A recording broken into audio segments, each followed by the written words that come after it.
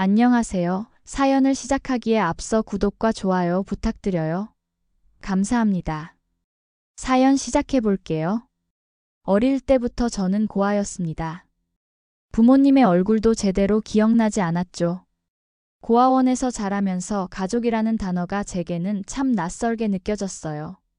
다른 아이들이 입양되어 가는 모습을 지켜보며 저도 언젠가 누군가에게 선택받길 기다렸지만 그런 날은 오지 않았습니다. 결국 고아원에서 나이를 먹어가며 제 자신을 돌보는 법을 배웠죠. 부모님은 없어도 혼자서도 잘 살 수 있다고 그렇게 저 자신을 다독이며 자랐습니다. 18살이 되던 해 고아원을 나와 세상에 홀로 서게 되었죠. 낮에는 카페에서 일하고 밤에는 학원을 다니며 회계 자격증을 땄어요. 22에는 작은 회계사무소에 취직하게 되었고요. 인생이 조금씩 안정되어 가는 것 같았습니다. 하지만 가슴 한구석에는 항상 빈 공간이 있었어요. 내 뿌리, 내 부모님에 대한 궁금증이었죠. 그래서 틈틈이 부모님을 찾기 위해 노력했어요. 인터넷의 글도 실종자 찾기 사이트에도 저의 정보를 올렸죠. 하지만 몇 년이 지나도 소식은 없었습니다. 그러다 27의 남편을 만났어요. 회계사무소에 세금 상담을 하러 왔던 그와 우연히 마주쳤죠. 키가 크고 말투가 다정한 그는 첫 만남에서부터 제게 관심을 보였어요. 처음에는 경계했지만 진심 어린 그의 마음에 조금씩 마음을 열게 되었습니다. 그렇게 우리는 데이트를 시작했고 6개월 만에 그는 저에게 프로포즈를 했어요. 너무 행복했습니다. 드디어 저도 가족을 가질 수 있게 되는구나. 그렇게 생각했죠. 하지만 현실은 그리 녹록지 않았어요. 결혼 이야기를 부모님께 꺼냈을 때 특히 그의 어머니는 격렬하게 반대하셨다고 해요. 고아? 근본도 없는 애를 며느리로 들이라고? 말도 안 돼. 제 정신이니? 제 시어머니가 될 분은 제 배경을 알고는 노골적으로 불쾌감을 표현하셨대요. 남편은 저에게 이 모든 말을 그대로 전하지는 않았지만 상황이 심각하다는 건 느낄 수 있었어요. 윤주야, 걱정하지 마. 어머니가 조금 보수적이신 것 뿐이야. 곧 이해하실 거야. 남편의 말에 저는 그저 고개를 끄덕였지만 마음 한구석이 아팠어요.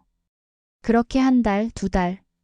시간이 흘렀지만 시어머니의 반대는 더욱 거세졌습니다. 그리고 이대로는 안 된다고 느꼈는지 남편은 3일 동안 물 한 모금 마시지 않았어요. 결국 시어머니는 마지못해 결혼을 허락하셨지만 그 눈빛에서 여전히 불만과 분노가 느껴졌습니다. 우리의 결혼식은 조용하게 치러졌어요. 결혼 초기부터 시어머니는 거의 매일 우리 집에 오셨어요. 근본도 없는 것이 결국 우리 집에 들어와서는 제대로 하는 게 하나도 없구나. 부모가 있어야 가정교육을 받지. 부모 없는 티 내니? 이렇게 밖에 못하겠어? 사소한 일 하나하나에 간섭하시며 저를 못 잡아먹어 안달이셨어요. 이미 30이 넘은 성인 아들의 일상까지도 통제하려 하시는 모습에 이해가 가지 않았지만 남편은 그저 어머니의 사랑이라며 웃어넘겼어요. 하지만 그건 사랑이 아니었어요. 그저 소유욕과 통제욕이었죠. 남편은 효자였어요. 결혼 1년 차 우리는 아이를 가지기로 했어요. 제가 직장을 그만두고 임신 준비를 시작했죠. 남편의 월급으로 생활을 꾸려나가며 시어머니께도 매달 80만 원씩 용돈을 드렸어요. 그럼에도 시어머니는 우리 집에 한 번 오시면 이틀, 사흘씩 머무르셨어요. 가시면 또 금방 오시고 그렇게 반복되었죠. 집에 오시면 저를 마치 하녀처럼 부리셨어요. 음식은 입맛에 맞게 해달라, 빨래는 이렇게 해달라, 심지어 남편과의 사생활에까지 간섭하셨죠. 그 모든 상황 속에서도 저는 부모님을 찾기 위한 노력을 게을리하지 않았어요. 인터넷에 정보를 올리고 실종자 찾기 프로그램에도 신청을 했죠. 그러던 어느 날 기적 같은 일이 일어났어요. 한 유전자 검사 기관에서 연락이 온 거예요. 드디어 아버지를 찾았다는 연락이었죠. 그 말을 들은 순간 온몸이 떨렸어요. 눈물이 멈추지 않았죠. 드디어 제 뿌리를 찾을 수 있게 된 거예요. 아버지를 만나기로 한 날 가슴이 터질 것 같았어요. 카페에 들어서자 휠체어에 앉아 계신 분이 보였어요. 눈이 마주치는 순간 그분의 눈에서도 눈물이 흘러내렸어요. 그렇게 우리는 26년 만에 다시 만났어요. 아버지는 제가 2살 때 큰 교통사고를 당하셨대요. 아버지는 다리를 잃고 중상을 입으셨고 저는 그 사고 현장에서 실종되었다고 해요. 당시 어머니는 이미 돌아가신 후였고 아버지는 의식을 잃은 채 몇 개월을 병원에서 보내셨대요. 깨어나셨을 때 저는 이미 찾을 수 없었고 그때부터 계속 저를 찾고 계셨다고 해요. 그날 밤 아버지와 밤늦게까지 이야기를 나눴어요. 아버지는 작은 건설회사를 운영하시며 혼자 사셨대요. 다리가 불편하시지만 일은 계속하셨고 저를 찾기 위해 매년 기관에 후원도 하셨다고요. 집에 돌아와 남편에게 이 소식을 전했을 때 그도 기뻐해줬어요. 하지만 시어머니께 이 소식을 전했을 때 그녀의 표정은 미묘하게 변했어요. 뭐? 아버지를 찾았다고? 몸도 불편하다며? 무슨 꿍꿍이로 갑자기 나타난 거야? 시어머니의 말에 저는 깊은 상처를 받았어요. 제 아버지를 그런 식으로 의심하시다니요. 하지만 참았어요. 이해해드려야 한다고 생각했죠. 그러나 상황은 더 나빠졌어요. 아버지가 최근에 건강이 나빠지셨다는 소식을 들은 후 저는 아버지를 모시고 싶다고 말했어요. 그동안 찾지 못한 시간을 보상해드리고 싶었거든요. 하지만 이 소식을 들은 시어머니는 폭발하셨어요. 갑자기 우리 집으로 찾아오셔서 소리를 지르셨죠. 뭐라고? 내 아버지를 여기 데려온다고? 이게 무슨 소리야? 내 용돈도 모자란데? 내 아들이 버는 돈으로 내 아버지까지 먹여 살리겠다는 거야? 네가 지금 양심이 있어? 남편이 말리려 했지만 상황은 더 악화되었어요. 시어머니는 아들에게 돌아서서 네가 지금 뭘 하는 거냐며 소리쳤죠. 결혼할 때도 그렇게 반대했는데 근본도 없는 여자랑 결혼하더니 이제는 호까지 들여와 돈을 빼먹으려 한다고 격분했어요. 저는 그 자리에서 몸이 굳어버렸어요. 시어머니의 입에서 나오는 말 한마디 한마디가 제 가슴을 찔렀죠.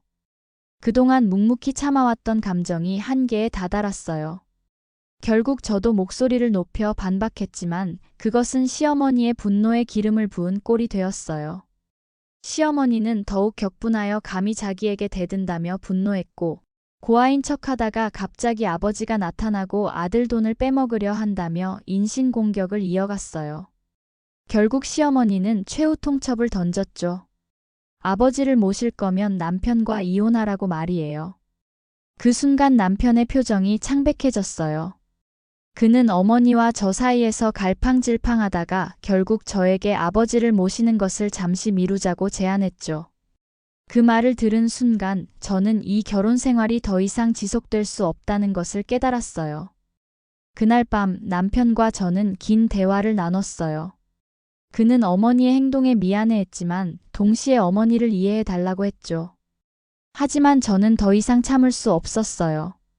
몇 년 동안 견뎌온 모욕과 학대, 그리고 이제 제 아버지까지 그렇게 취급받는 것은 절대 받아들일 수 없었죠. 결국 저는 이혼을 결정했어요. 남편은 당황했고 다시 생각해보라고 했지만 제 마음은 이미 굳어졌어요. 더 이상 이런 식으로 살 수 없었으니까요. 시어머니는 오히려 이혼 소식을 듣고 기뻐했어요. 잘됐다, 아들. 엄마가 더 좋은 며느리 구해줄게. 라며 거의 환호하는 듯 했죠. 그렇게 저는 짐을 싸서 아버지의 집으로 들어갔어요. 아버지는 저를 따뜻하게 맞아주셨어요. 그렇게 저는 아버지와 함께 살게 되었어요.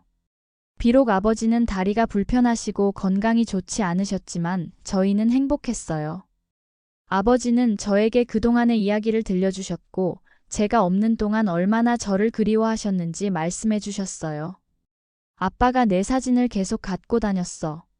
언젠가는 꼭 만날 수 있을 거라고 믿었거든. 아버지는 엄마와 결혼 전부터 건설회사를 운영하셨다고 해요. 그리고 엄마와 결혼 후 저를 낳았고 제가 2살일 때 사고를 당해 몸이 불편하게 되셨지만 일을 계속하셨대요.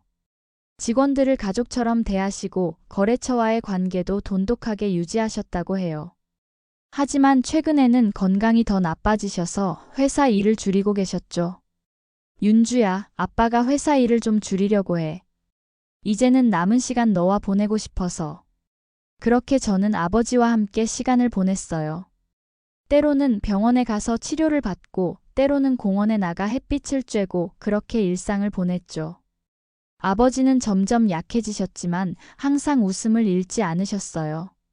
윤주야, 네가 내 곁에 있어서 아빠는 행복하다. 이제 여한이 없어. 그 말씀을 들을 때마다 저는 눈물이 났어요. 아버지를 더 일찍 찾지 못한 것이 너무 아쉬웠거든요. 하지만 지금이라도 함께할 수 있어 감사했습니다. 그러던 어느 날 아침 아버지를 깨우러 방에 들어갔을 때 아버지는 이미 돌아가신 후였어요. 평화로운 표정으로 잠든 것처럼 보였죠. 너무 슬펐지만 아버지가 고통 없이 가셨다는 것에 위안을 삼았어요. 장례식은 생각보다 큰 규모로 치러졌어요.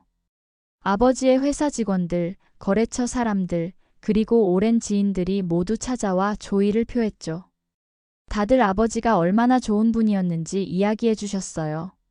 사장님은 정말 인정이 많으셨어요. 우리 직원들 모두 가족처럼 아끼셨거든요. 사장님은 거래 30년 동안 한 번도 약속을 어기신 적이 없으셨어. 정말 신뢰할 수 있는 분이셨지. 그런 이야기들을 들으면서 더욱 아버지가 그리워졌어요. 겨우 찾았는데 이렇게 빨리 보내야 한다니. 장례식 이틀째 되는 날 예상치 못한 손님들이 찾아왔어요. 바로 시어머니와 전 남편이었죠.